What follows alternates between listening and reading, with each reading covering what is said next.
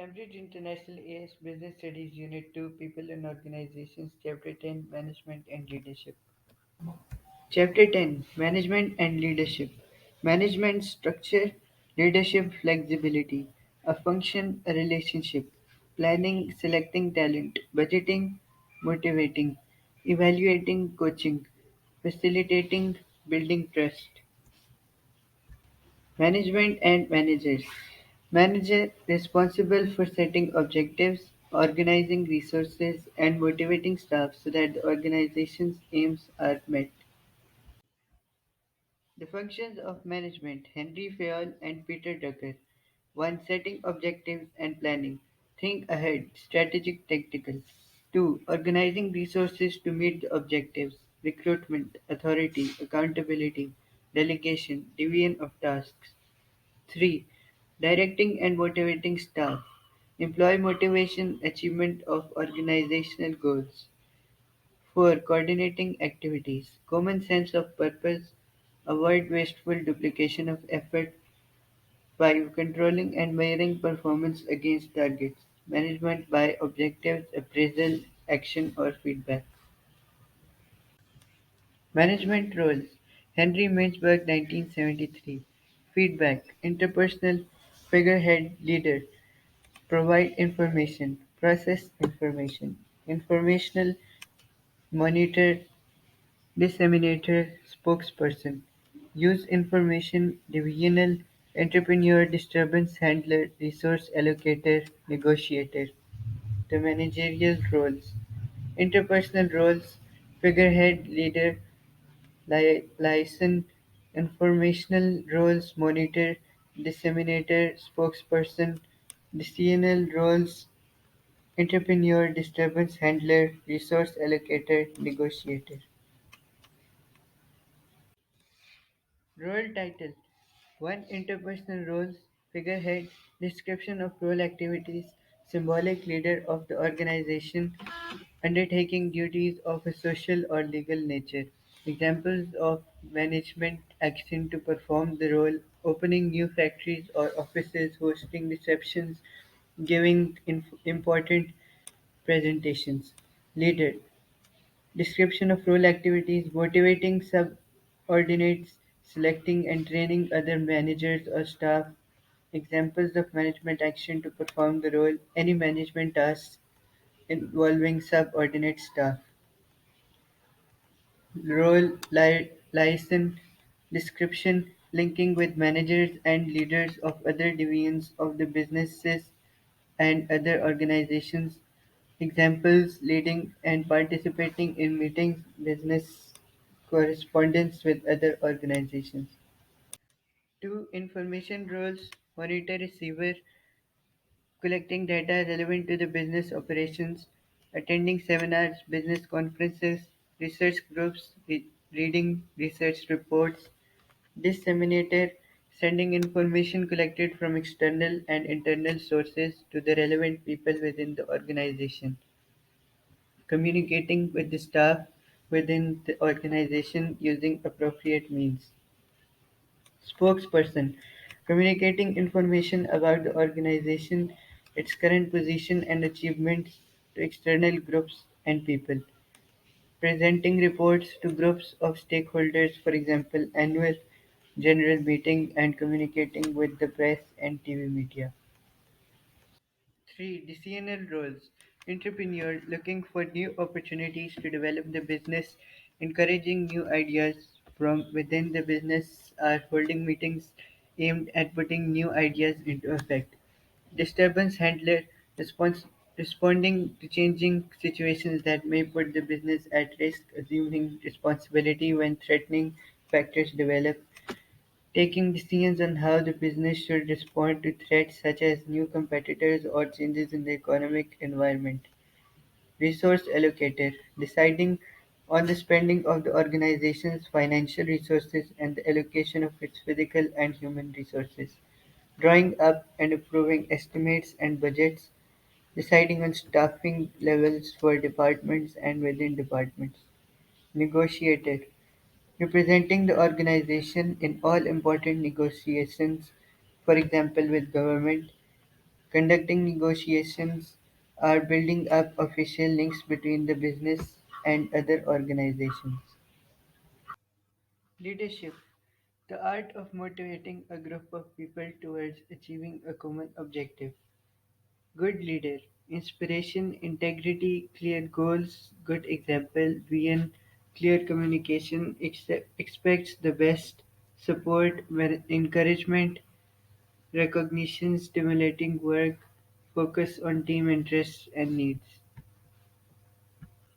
Common characteristics of effective leaders: desire to succeed, self-confidence, think beyond the obvious, creative, encourage others, multi-talented, can understand discussions, wide range of issues, incisive mind, heart of an issue rather than unnecessary details. Directors, senior managers elected into office by shareholders in a limited company, usually head of major functional department, marketing, HR, responsible for delegating in their department, assisting in the recruitment of senior staff in the department, meeting the objectives for the department set by the BOD Board of Directors, communicating these to their department. Important leadership positions in business. Managers, responsible for people, resources, or decision making, or often all three, can be termed a manager. Some authority over other staff below them in the hierarchy. Direct, motivate, and discipline the staff, section, or department. Important leadership positions in business. Supervisors, appointed by management, watch over the work of others, usually not a decision-making role. Responsibility for leading a team of people, preset goals, modern role, less of an inspector or much more of a work colleague. Important leadership roles in a business. Workers' representatives, elected by the workers, trade union officials, or as representatives on work councils, discuss areas of common concern. Leadership style, the way managers take decisions and communicate with their staff. There are four distinct leadership styles: autocratic or authoritarian, democratic, paternalistic, laissez faire. Autocratic leadership. Autocratic leaders will take decisions on their own with no discussion. They set business objectives themselves, issue instructions to workers, and check to ensure that they work properly. Main features: leader take all decisions, gives little information to staff, supervises workers closely, one-way communication. Workers only give limited information about the business. Drawbacks: demotivate staff who want to contribute and accept responsibility. Decisions do not benefit from staff input. Possible applications: defense forces and police, where quick decisions are needed and the scope of discussion must be limited. Time of crisis, when decisive action might be needed to limit damage to the business or danger to others. Democratic leadership: democratic leaders will engage in discussion with workers before taking decisions. Communication links will be established on the two-way principle with every opportunity for staff to respond to and initiate discussion. Main features: participation encouraged, two-way communication used which allows feedback from staff, workers given information about the business to allow full staff involvement. Drawbacks: consultation with staff can be time-consuming. On occasion, quick decision-making will be required. Level of involvement: some issues might be too sensitive, for example, job losses, or too secret, for example, development of new products. Possible applications: most likely to be useful in businesses that expect workers to contribute fully to the production and decision-making process, thereby satisfying their higher-order needs. An experienced and flexible workforce will be likely to benefit most from this style. Situations that demand a new way of thinking of a new solution, then staff input can be very valuable. Paternalistic leadership. A leadership style based on the approach that the manager in a better position than the workers to know what is best for an organization. Main features: managers do what they think is best for the workers. Some consultation might take place, but the final decisions are taken by the managers. There is no true participation in decision making. Managers want to be happy in their jobs. Drawbacks: some workers will be dissatisfied with the apparent attempts to consult while not having any real power of influence. Possible applications used by managers who have a genuine concern for workers' interests but feel that the managers know the best. In the end, when the workers are young or inexperienced, or this might be an appropriate style to employ. Laissez-faire leadership. Laissez-faire leadership literally means let them do it, or allow workers to carry out tasks and take decisions themselves with very broad limits. Main features: managers delegate virtually all authority and decision-making powers. Very broad criteria or limits might be established for the staff to work within. Drawbacks: workers may not appreciate the lack of structure and direction in their work. This could lead to a loss of security. The lack of feedback, as managers will not be closely monitoring progress, may be demotivating. Possible applications: if managers are too busy or too lazy to intervene, may be appropriate in research institutions where experts are more likely to arrive at solutions and not constrained by narrow rules or management controls.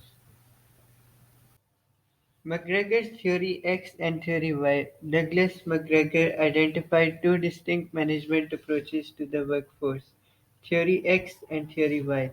Theory X: managers view their workers as lazy, disliking work, unprepared to accept responsibility, needing to be controlled and made to work. Managers with this view will be likely to adopt an autocratic style of leadership. Theory Y views believed that workers did enjoy work and that they found it as natural as rest or play. They will be prepared to accept responsibility, creative, and take an active part in contributing ideas and solutions to work related problems. Not about the type of workers, but that the attitudes of management to workers. The general view is workers will behave in a particular way as a result of the attitude that management have towards them. For instance, if a manager believes that all workers behave in a theory X way, there will be control, close supervision, and no delegation of authority. The staff, as a result of this approach, will almost certainly not enjoy the work and may indeed try to avoid it and fail to contribute in any meaningful way. Therefore, they will become like Theory X because of the way they are treated. The exact reverse could be the case of for workers treated in a more democratic style based on Theory Y view. McGregor's Theory X and Theory Y. Theory X: avoid work. Theory Y: work is natural, must be controlled, self-direction. Avoid responsibility, seek responsibility. Seek security, good decisions widely dispersed. People need close supervision, people want independence and work. Will avoid work when possible, people seek responsibility. Will avoid responsibility, people are motivated by self-fulfillment. That they are desire only money, people naturally want to work. People must be punished to perform, people will drive themselves to perform. Best leadership style depends on many factors: training and experience of the workforce and the degree of responsibility that they are prepared to take on. Time available for consultation and participation. Attitude of managers or management culture influenced by the personality and business background of the managers. Importance of the issue under consideration. Different styles may be used in the same business in different situations. If there is greater risk to the business when a poor or slow decision is taken, then it is more likely that management will make the choice in an autocratic way. Informal leader: a person who has no formal authority but has the respect of colleagues and some power over them. Emotional intelligence, the ability of managers to understand their own emotions and those of the people they work with to achieve better business performance. Daniel Goleman is the best known researcher into EI. He has suggested that there are four main EI competencies that managers should try to develop and improve on. One, self awareness, knowing that we feel is important and using that to guide decision making. Having a realistic view of our own abilities and having self confidence in our abilities. 2. Self-management: being able to recover quickly from stress, being trustworthy and conscientious, showing initiative and self-control. Social awareness: sensing what others are feeling, being able to take their views into account, and being able to get on with a wide range of people. Social 4. Social skills: handling emotions in relationships well and accurately understanding different social situations using social skills to persuade, negotiate, and lead. Attempt projects beyond their abilities but lack self confidence that targets will be met. Lack the trust and confidence of others and be so stressed out that they would be difficult to approach. Fail to take the view of others into account when taking decisions. Perform poorly in social situations, finding it difficult to talk and negotiate with others, and lacking the ability to build a team. Don't forget to subscribe and hit the notification bell. New videos every day.